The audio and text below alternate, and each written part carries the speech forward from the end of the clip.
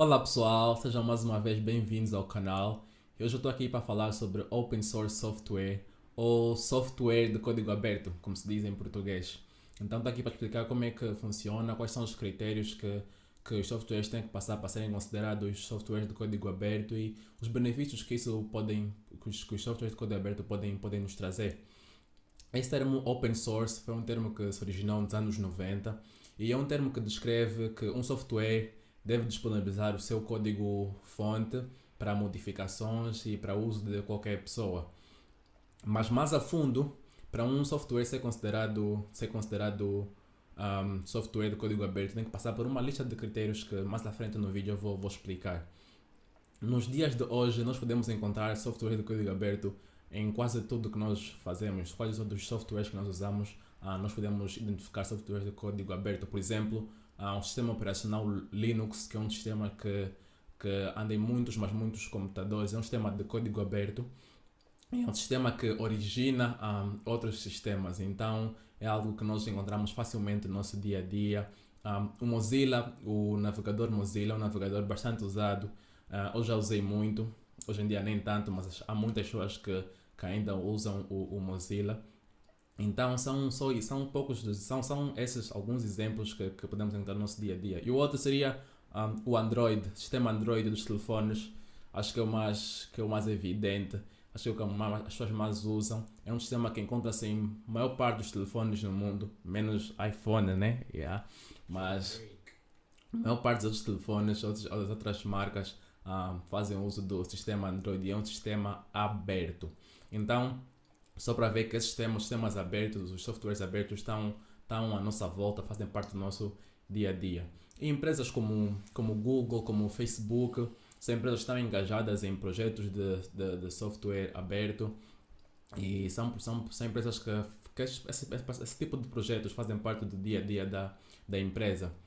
E até a Microsoft, que há décadas atrás não era tão assim a favor disso, hoje em dia a Microsoft também já é uma das companhias que está à frente desse tipo de projetos e até anos atrás a Microsoft comprou o GitHub, que é uma plataforma de hosting, onde a pessoa faz host dos softwares e é uma das maiores plataformas de colaboração entre equipas e desenvolvedores. Então a comunidade lá é enorme e tem muitos open softwares lá disponíveis para qualquer pessoa que queira fazer o uso, queira implementar para o seu uso. Então lá são muitos softwares disponíveis. Então só para ver que essas big organizações também estão aí a ajudar a desenvolver open source softwares. Então, antes de ir para os critérios, é importante distinguir a diferença, é importante colocar a diferença entre open source software ou software de código aberto e software proprietário e software livre. São três coisas diferentes. Software proprietário é aquele software que advoga pelo famoso copyright, os direitos autoriais, o direito de propriedade intelectual. Ou seja, o desenvolvedor ou a empresa que desenvolve o software tem o direito de colocar limitações, como por exemplo, qual é a região onde o software pode ser vendido, pode ser distribuído, se o software se vão cobrar royalties, ou seja, o dinheiro, se vai ser cobrado dinheiro pelo uso dos softwares, ou seja, o código-fonte do software não é disponibilizado para o usuário e então o usuário não pode fazer modificações, o usuário tem que usar o software assim como o software é distribuído.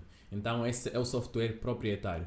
O software livre e o software de código aberto já são mais parecidos. Os dois estão na mesma direção. Os dois são a favor do software ser algo para todo mundo, ser algo completamente livre. Mas enquanto o software livre está mais pela ética, o software de código aberto está mais pela praticidade, está mais pela forma como as coisas serão implementadas. Ou seja, o software livre advoga que o software deve estar aberto para todo mundo pode usar quando bem entender, pode fazer o que quiser. Já o software de código aberto tem mais sentido de que, ok, o software vai estar livre, mas como é que as pessoas vão usar? Quais são os critérios que têm que ser usados para as pessoas poderem fazer certas coisas e não fazerem outras coisas? mas em geral o software estará aberto para todo mundo, para quem bem entender. Então essas são mais ou menos as diferenças que existem entre o software livre e o software de código aberto. E as pessoas às vezes usam um termo para falar sobre o outro que de alguma forma é normal, porque os dois estão no mesmo caminho, mas existem essas diferenças. E agora, indo para os critérios. Então, quais são os critérios que os softwares têm que ter para serem considerados softwares de código aberto? Os critérios que existem são 9 critérios e o primeiro critério é livre distribuição. A licença não pode restringir um software de ser vendido ou distribuído gratuitamente como um componente de um software agregado que contém diferentes códigos. O segundo critério é o código-fonte.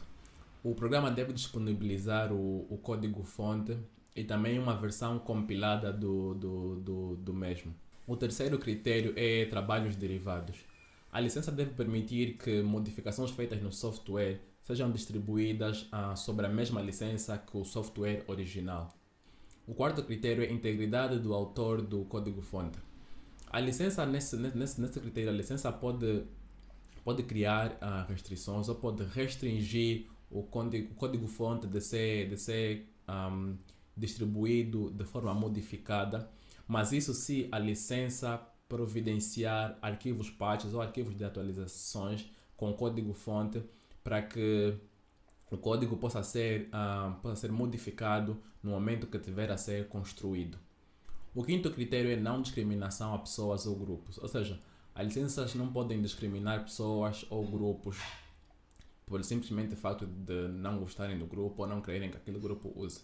Todo mundo tem o direito de usar o software, então todo mundo não pode ser discriminado. Claro, todo mundo não pode ser discriminado. Ninguém pode ser discriminado. Whatever. Ninguém pode ser discriminado por pertencer a um certo grupo social. Ninguém pode ser discriminado por ser o que é. Então todo mundo tem o direito de usar o software. Todo mundo, sem exceção. O sexto critério é não discriminação contra áreas de atuação.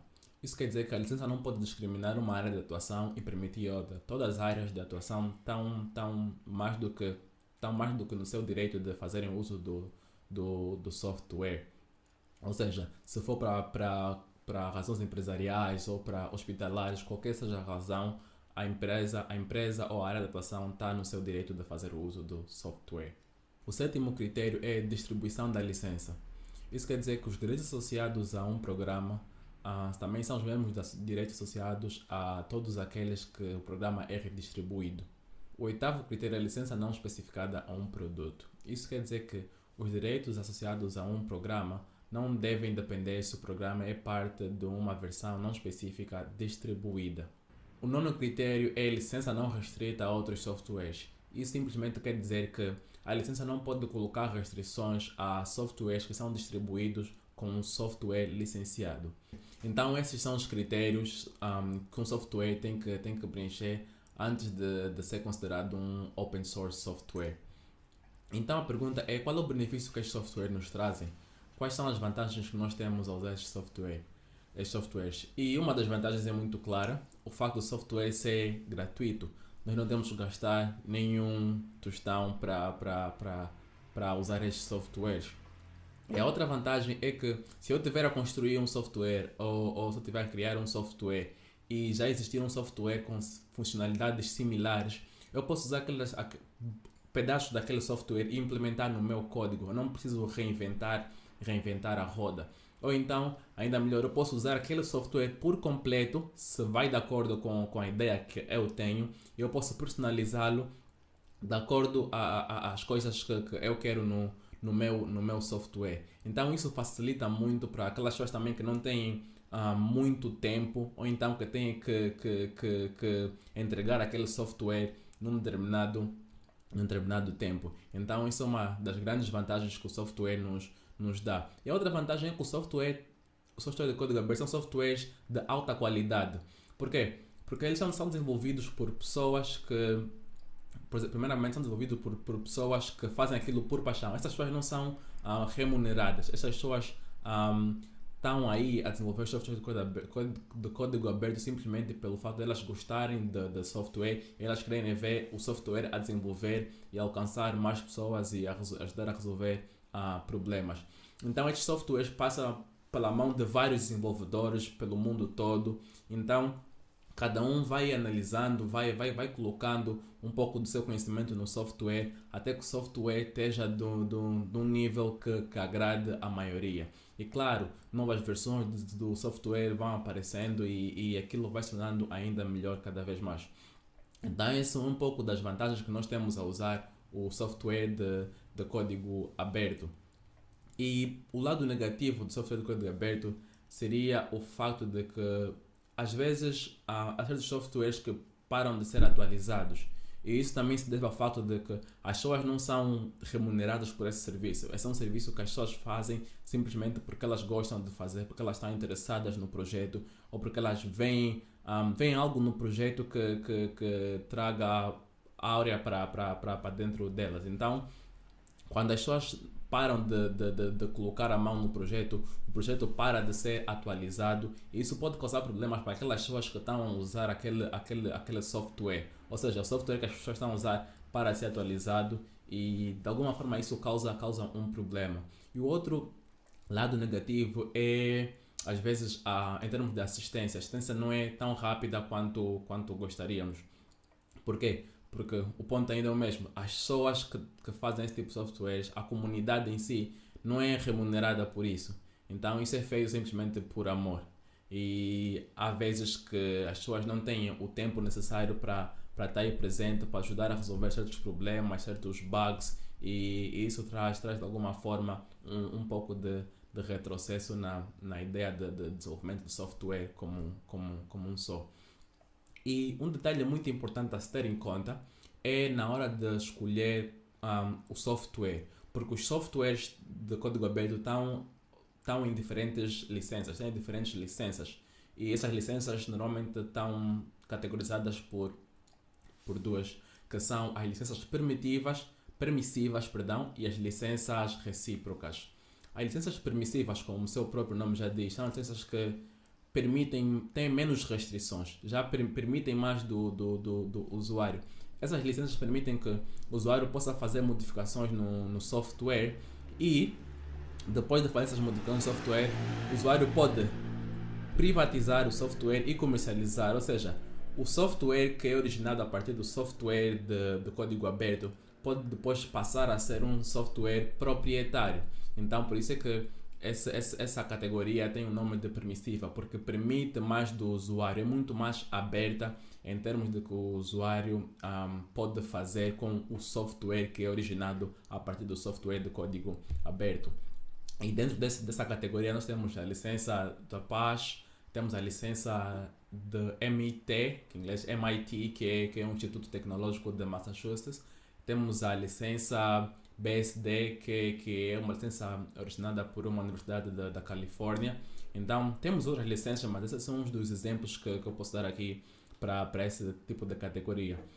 E dentro das licenças recíprocas, nós temos as licenças recíprocas totais e temos as licenças recíprocas parciais. As totais são aquelas que basicamente usam o copyleft. Copyleft é uma nomeação um pouco de um trocadilho para o copyright. Copyright, que eu já expliquei, é aquilo onde tem os direitos autorais, os direitos intelectuais e tudo mais do criador do software. O copyright é o inverso. No copyright não há nada disso de direitos autorais, direitos intelectuais do criador. No copyright, simplesmente tudo que é originado por um software que faz parte da licença recíproca total, tudo que está debaixo daquilo automaticamente também tem que fazer parte da licença recíproca total. Ou seja, um software que é originado a partir de uma licença recíproca total tem que obrigatoriamente ser um software de uma licença recíproca total. E um dos exemplos para isso seria o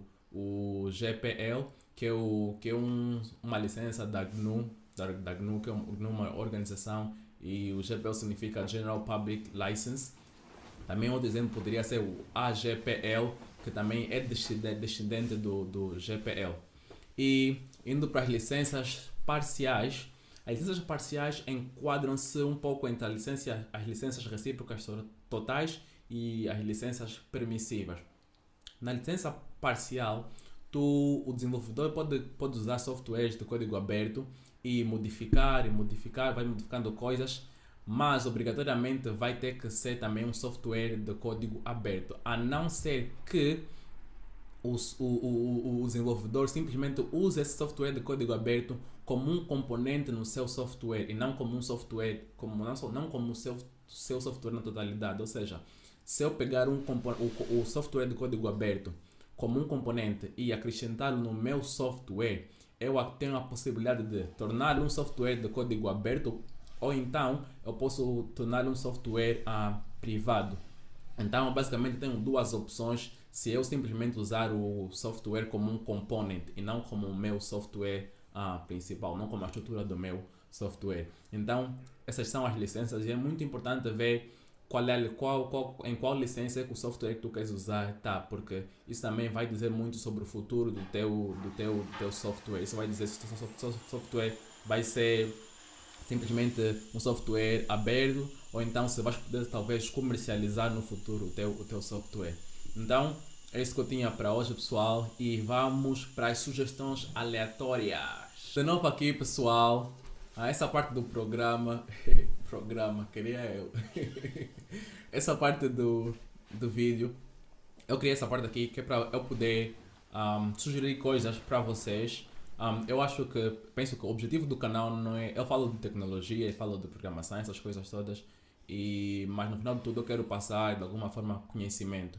Então, quanto maior conhecimento eu puder passar para vocês, melhor para mim e acho que também melhor para vocês. Então, essa parte aqui do programa do vídeo, vai ser para eu passar a sugerir alguma coisa para vocês. E pode ser relacionado com tecnologia, com cultura, com música, qualquer coisa que eu achar interessante, eu vou passar para vocês aqui nessa parte de todos os vídeos a partir de agora. Então, a sugestão aleatória de hoje é esse livro aqui, Born a Crime. É um livro do Trevor Noah. Para quem não conhece, Trevor Noah é um comediante sul-africano, bem famoso agora.